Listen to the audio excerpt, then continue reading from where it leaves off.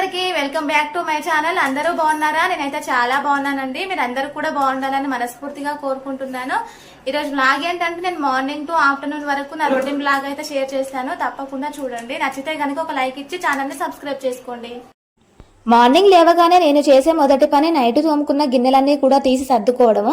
Night ఎంత late అయినా సరే అన్నం తిన్న తర్వాత గిన్నెలు తోముకోకపోతే పడుకోబుద్ధి కాదండి, అదొక అలవాటు అయిపోయింది. నైటే గిన్నెలు తోమి పెట్టుకుంటే మార్నింగ్ సరికి నీళ్ళన్నీ ఒడిసి కిచెన్ అంతా కూడా నీట్గా కనిపిస్తుంది లేచేసరికి. తర్వాత ఇక్కడ గ్యాస్ అంతా కూడా క్లీన్ చేసుకుంటున్నాను. రోజంతా ఎప్పటికప్పుడు వంట చేసుకున్నప్పుడు అలా తుడుచుకుంటూనే ఉంటాను. అయినా సరే మార్నింగ్ గ్యాస్ క్లీన్ చేయకుండా నాకు వంట స్టార్ట్ చేయబుద్ధి కాదు అని మళ్ళీ ఒకసారి టైల్స్ గ్యాస్ అంతా కూడా క్లీన్ చేసుకుంటాను. నాలాగా మీలో కూడా రోజుకు గ్యాస్ను ఎన్నిసార్లు తుడుస్తారనేది కింద కామెంట్ చేయండి. ఇక్కడ బిల్డింగ్ పైకి వాటర్ పట్టడం కోసం అని వచ్చాను. వచ్చేసరికి నైట్ అంతా మా దగ్గర అయితే బాగా వర్షం పడింది. పక్షులేమో ఆ వర్షానికి వచ్చిన పురుగుల్ని తినడం చూసి నేనైతే కొన్ని బియ్యం గింజలు వేస్తే అవి తింటున్నాయి. రోజు అయితే నన్ను పరీక్ష పెట్టడం కోసమో ఎందుకో తెలియదు కానీ నేను పైకి వాటర్ పట్టడానికి వచ్చినప్పుడే డస్ట్బిన్ అయితే వస్తుంది. అందుకే ఈరోజు ఎలానైనా ముందే పెట్టి రావాలని చెప్పి అయితే ముందే పెట్టి పైకి అయితే వచ్చేసాను. మాకు క్వార్టర్స్లో ఏంటంటే కొంచెం వాటర్ లిమిట్ అనేది ఉంటుంది, దాన్ని చూసుకొని జాగ్రత్తగా వాడుకోవాలి. అందుకే ముందు జాగ్రత్త కోసం ట్యాంక్ నింపి పెడతాను. ఇక్కడ చూడండి, స్కూల్ ఉన్న రోజు ఎంత లేపినా కూడా లేవడు 7 అయ్యేంత వరకు. ఈ రోజు మాత్రం లేచి నా వెనకే తిరుగుతున్నాడు. వాటర్ పట్టి కిందకైతే వచ్చేసాను. గ్యాస్ మీద ఒక పక్కన పాలు పెట్టాను పిల్లల కోసమని, ఇంకో సైడ్ మార్నింగ్ తాగడానికని వేడి నీళ్ళు అయితే పెట్టాను. వేడి నీళ్ళు రోజు అయితే తాగను, అప్పుడప్పుడు ఇలా రోజు వర్షాలు పడుతుంటాయి కదా, ఆ టైంలో మాత్రం కంపల్సరీ తాగుతాను. పిల్లలిద్దరికి లేవగానే బ్రష్ చేయించి వేడి నీళ్లు తాపిస్తాను. నేను అదే నీళ్ళల్లో కొంచెం తేనె నిమ్మరసం కలుపుకొని తాగుతాను. నేనైతే ఇక్కడ నా కోసం అని చెప్పి తేనె అయితే కలుపుకుంటున్నాను వేడి నీళ్ళల్లో తాగుదామని చెప్పి. మా హస్బెండ్ అయితే పడుకున్నారు, ఆయన లేచిన తర్వాత అతని కోసం కలుపుతానని చెప్పి పక్కన పెట్టేశాను. మా బాబాయ్ అయితే వచ్చి అమ్మ నా వేడి నీళ్ళు ఎక్కడా అని అడిగి మరీ తాగుతున్నాడు. మా ఇంట్లో వేడి నీళ్ళు ఇష్టంగా తాగేది అని అంటే నేను మా చిన్న బాబాయ్. అందులో తేనె కలుపుకొని ఇంకా మార్నింగ్ బ్రేక్ఫాస్ట్ కింద ఏం చేద్దామని ఆలోచిస్తుంటే నాకైతే పోహా కనిపించింది. లాస్ట్గా అయితే వచ్చేసింది కదా, కొంచెమే ఉంది. ఈ రోజు బ్రేక్ఫాస్ట్ కింద పోహా చేద్దాం అనిపించింది. ఇంకా చేయడం అయితే స్టార్ట్ చేసేసాను. వంట రాని వాళ్ళు కూడా చాలా సింపుల్ అండ్ ఈజీగా చేసుకునే బ్రేక్ఫాస్ట్ ఏదైనా ఉంది అంటే అది పోహానే అని చెప్తానండి. నేనైతే చాలా సింపుల్గా చేసుకోవచ్చు, జల్దీ కూడా డైజెస్ట్ అయిపోతుంది. ముందుగా అయితే గ్యాస్ ఆన్ చేసుకొని ఒక కడాయి పెట్టుకొని అందులోకి 2 టేబుల్ స్పూన్ ఆయిల్ వేసుకొని పల్లీలు కాజు అయితే వేయించి పక్కకు పెట్టుకున్నానండి. దాంట్లోనే పోపు వేసుకోవాలి. పచ్చిమిర్చి, ఉల్లిపాయలు, టమాటా, ఆనియన్స్ ఒక్కొక్కటిగా నా దగ్గర ఉన్న కూరగాయలన్నీ కూడా వేసుకొని ఫ్రై చేసుకుంటున్నాను. మీ దగ్గర ఏ కూరగాయలు ఉన్నా కూడా వేసుకోవచ్చండి. ఉల్లిపాయలు, పచ్చిమిర్చి, క్యారెట్ ఇవన్నీ కూడా వేసుకోవచ్చు. ఇందులో ఇష్టమైన వెజిటేబుల్ నాకు ఏదైనా ఉంది అంటే అది ఆలు ఏనండి. ఆలు చాలా బాగుంటుంది పోహాలోకి. మీరు ఎప్పుడైనా ట్రై చేయకపోతే ఒకసారి ఇలా ట్రై చేయండి, చాలా బాగుంటుంది పోహా. ఇలా ఆయిల్లో కూరగాయలన్నిటిని కూడా 2 నిమిషాల పాటు ఫ్రై చేసుకున్నాక అందులో కొంచెం కొత్తిమీర, కరివేపాకు వేసుకొని పసుపు వేసుకోవాలి. పోపు పెట్టుకున్న తర్వాత కడిగి పక్కన పెట్టుకున్న పోహా వేసి కూడా మంచిగా మిక్స్ చేసుకోవాలి. పసుపు అంతా కూడా పోహాకు పట్టేలాగా చక్కగా కలుపుకోవాలి.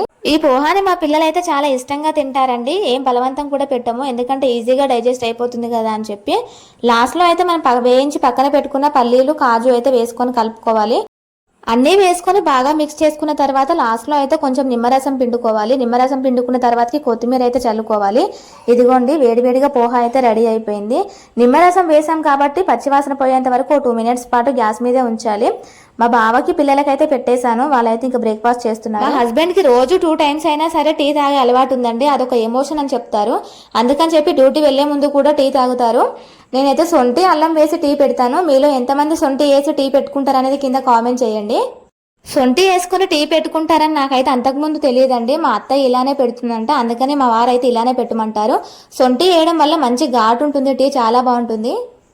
ఇంకా మా హస్బెండ్కి అయితే టిఫిన్లు ఇచ్చేసి మా బాబుకైతే ఇక్కడ పౌడర్ రాసి బొట్టు పెట్టి స్కూల్కి అయితే రెడీ చేస్తున్నాను. మా పెద్ద బాబుకి అయితే స్కూల్ లేదు కానీ మా చిన్న బాబుకి ఈరోజు 9 o'clockకే స్కూల్ ఉందండి. స్కూల్ కంటే ఏం ఇబ్బంది పెట్టడండి, చక్కగా రెడీ చేసుకుంటాడు.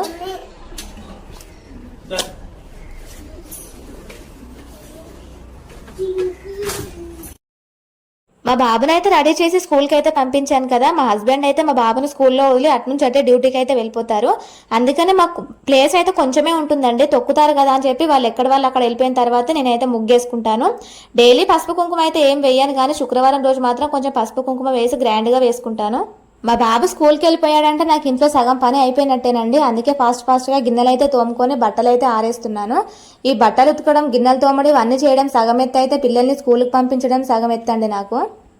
పిండిన బట్టలన్నీ ఆరేసి ఫ్రెష్ అప్ అయిపోయి అయితే ఇంకా వంట దగ్గరకు వచ్చేసానండి. లంచ్లోకి ఈరోజు అయితే దొండకాయ పచ్చడి చేస్తున్నాను. ఈ దొండకాయ పచ్చడిని ఒక్కొక్కరు ఒక్కొక్క రకంగా అయితే చేస్తారండి. నేనైతే ఇలా చేస్తాను. కడాయిలో కొంచెం పల్లీలు, ధనియాలు, మెంతులు వేసి వేయించుకుంటాను, జీలకర్ర వేసి. గ్యాస్ని సిమ్లో పెట్టి వేయించుకోవడం వలన మంచి స్మెల్ అనేది వస్తుందండి. ఇవన్నీ కూడా గ్యాస్ మీద ఒక పక్కన వేగుతుండగానే పక్కన 3 టమాటాలను అయితే కట్ చేసి పెట్టుకున్నానండి. ఆ టమాటాలని ఒక 10-12 పచ్చిమిర్చి అయితే వేసుకొని కొంచెం ఉప్పు, పసుపు వేసుకొని అయితే మగ్గించుకుంటున్నాను ఆయిల్లో. చాలా బాగుంటుందండి, ఒకసారి ఇలా ట్రై చేయండి. పచ్చడి ఒకవైపు అవుతుండగానే అన్నం అయితే ఉడికిపోయింది ఒక సైడు. గంజి వార్చుకొని తినడం ఇంతమందికి ఇష్టం అనేది కామెంట్ చేయండి. నేనైతే ఇప్పటికీ పిల్లలకి అయితే గంజి వార్చి అన్నం పెడతాను. గంజి వార్చిన అన్నం తినడం మంచిది కాదని కొందరు చెప్తారు, మంచిదని హెల్త్కి కొందరు చెప్తారు. ఏమోనండి, మాకైతే చిన్నప్పటి నుండి గంజి వార్చిన అన్నం తినడమే అలవాటు. ఇలా తింటేనే నచ్చుతుంది. అన్నం పని అయ్యేలోపు ఇంకో పక్కన గ్యాస్ మీద అయితే టమాటా, పచ్చిమిర్చి అయితే మంచిగా మగ్గిపోయాయండి. వాటన్నిటిని కూడా ఒక ప్లేట్లోకి తీసుకొని ఫ్యాన్ కింద పెట్టి అయితే చల్లార్చుకుంటున్నాను మిక్సీ పట్టడం కోసమని. అదే కడాయిలోకి కట్ చేసుకున్న 1/2 కిలో దొండకాయ ముక్కల్ని వేసుకొని ఎర్రగా వేపుకోవాలండి. ఇలా ఎర్రగా వేపుకోవడం వలన జిగురు అనేది ఉండదు, పచ్చడి టేస్ట్ అయితే చాలా బాగుంటుంది, నిల్వ కూడా ఉంటుంది, ఖరాబ్ అవ్వదు అసలు. గ్యాస్ మీద దొండకాయ ముక్కలు మంచిగా ఫ్రై అయ్యేలోపు నేనైతే టమాటా, పచ్చిమిర్చి, వెల్లుల్లి ఇవన్నిటిని అయితే మిక్సీ పట్టుకుంటున్నానండి.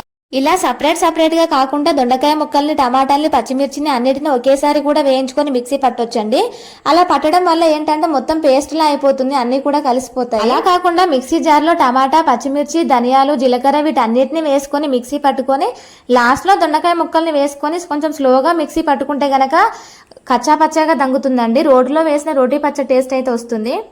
టమాటా, పచ్చిమిర్చిలు ఏంటంటే మెత్తగా మిక్సీ పట్టుకోవాలి. తర్వాత దొండకాయ ముక్కల్ని కొంచెం కచ్చా పచ్చాగా పట్టుకుంటే రోటీ పచ్చడి టేస్ట్ అయితే వస్తుందండి. దొండకాయ రోటీ పచ్చడిలాగా అన్నంలో వేసుకొని నములుతుంటే కూడా పంట కింద తగులుతుంటే చాలా బాగుంటుందండి. మాకు దొండకాయలు ఇలా తినడమే ఇష్టము.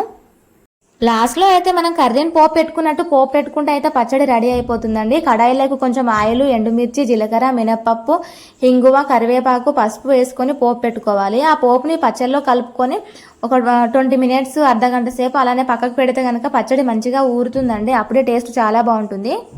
ముక్కలన్నిటిని ఆయిల్లోనే ఉడికించి లాస్ట్లో కూడా కొంచెం పోపు పెట్టుకున్నా సరే మా వారికి అయితే ఏ పచ్చడి అయినా సరే నెయ్యితో తినడం ఇష్టం అండి. అందుకే అయితే ఇక్కడ కొంచెం నెయ్యి అయితే వేడి చేస్తున్నాను. ఇదిగోండి పచ్చడి అయితే రెడీ అయిపోయింది. ఇలా కచ్చా పచ్చగానే ఉండాలి మాకు పచ్చడి అంటే. పచ్చడి అంతా రెడీ అయిపోయాక పోపు పెట్టుకున్నాక ఒక 1/2 ఉల్లిపాయ తీసుకొని చిన్న చిన్న ముక్కల కింద చేసుకొని పచ్చడిలో కలుపుకుంటామండి. అప్పుడే బాగుంటుంది తగులుతూ. ఈ పచ్చడిలోకి మాకు నైట్ చేసిన టమాటా చారు ఉంటే ఈ రెండింటి కాంబినేషన్గా ఈ పూటకైతే సరిపెట్టుకున్నామండి. నేను ఈ వంటలన్నీ చేసేసరికి మా వారు కూడా వచ్చేసారు. ఇక అందరం అయితే కూర్చొని అన్నం తింటున్నాము. మా బాబు కోపం ఏంటంటే మా బాబుకేమో నెయ్యి అంటే నచ్చదు, మా వారేమో నెయ్యి వేసారని చెప్పి అలా కోపంగా చూస్తున్నారు. అన్నం తిని పెడతానంటే వెళ్ళట్లేదు అసలు. మధ్యాహ్నం లంచ్ అయితే ముగించుకొని గిన్నెలన్నీ తోమి కింద పడ్డ అన్నం మెతుకులన్నీ ఊడ్చుకొని కాసేపు అయినా రెస్ట్ తీసుకుందామని ఇలా పడుకున్నానో లేదో అలా గాలి చప్పుడు అయితే వినబడింది. ఏదో గాలి వస్తుందని చూసేసరికి వర్షం చినుకులు కూడా స్టార్ట్ అయ్యాయి. మార్నింగ్ వేసిన బట్టలు పైనే ఉండిపోయాయని అయితే గుర్తొచ్చిందండి. నా పనంతా కంప్లీట్ అయ్యేసరికి మధ్యాహ్నం 3 అయిందండి. ఇంకా ఇప్పుడు ఏం పడుకుంటాంలే అని ఫోన్ చూసుకుంటూ ఒక 1/2 అవర్ పాటు అలా పడుకొని దొర్లాను. తర్వాత అయితే లేచి ఇంకా ఈవినింగ్ పని అయితే స్టార్ట్ చేయాలి కదా అని చెప్పి బట్టలన్నీ అయితే మడత పెడుతున్నాను. ఇల్లు అయితే ఊడ్చుకుంటున్నాను. ఇంటి దగ్గర ఉన్నప్పుడు సాయంత్రం సందవాకిలు అయితే తీస్తాం కదండి. ఇక్కడ కూడా అంతే, ఇల్లంతా నీట్గా ఉన్నా సరే ఇల్లు ఉడవకపోతే మంచిగా అనిపించదు. ఇల్లు ఉడిచి ఇంకా గిన్నెలు అయితే తోముకుంటున్నాను. అప్పటిలోపు వారం అయితే స్టార్ట్ అయిపోయింది.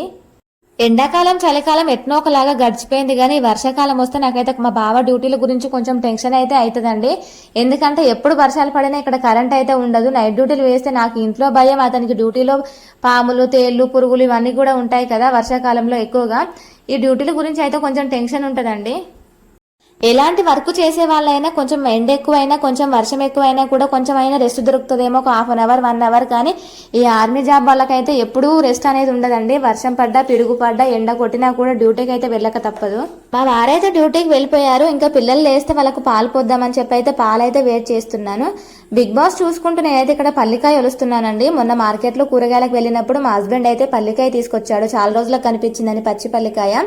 దాన్ని అయితే ఇంకా ఒలిసి ఉడకబెట్టి చాట్ అయితే ప్రిపేర్ చేస్తున్నాను. మళ్ళీ వచ్చాక తింటాడు కదా, వర్షంలో నానొస్తాడేమో అని చెప్పి పల్లికాయలో కొంచెం ఉల్లిపాయలు, టమాటాలు, కారం, ఉప్పు, చాట్ మసాలా, నిమ్మరసం, కొత్తిమీర ఇవన్నీ వేసుకొని కలుపుకుంటే చాలా బాగుంటుందండి టేస్ట్ అయితే. అలాగే మీలో ఎంతమంది బిగ్ బాస్ని మిస్ అవ్వకుండా చూస్తారు? నేనైతే నైట్ చూడనండి, పిల్లలకు డిస్టర్బ్ అవుతుందని. మార్నింగ్ 10 o'clock కానీ ఈవినింగ్ 4 o'clock కానీ తప్పకుండా చూస్తాను. బయట వర్షం ఉరుములు మెరుపులతో ఎక్కువైతున్న కొద్దీ నా కడుపులో ఆకలి అయితే ఎక్కువైతుందండి. నా ఆకలికి ఇదే కరెక్ట్ చాట్ అనిపించింది.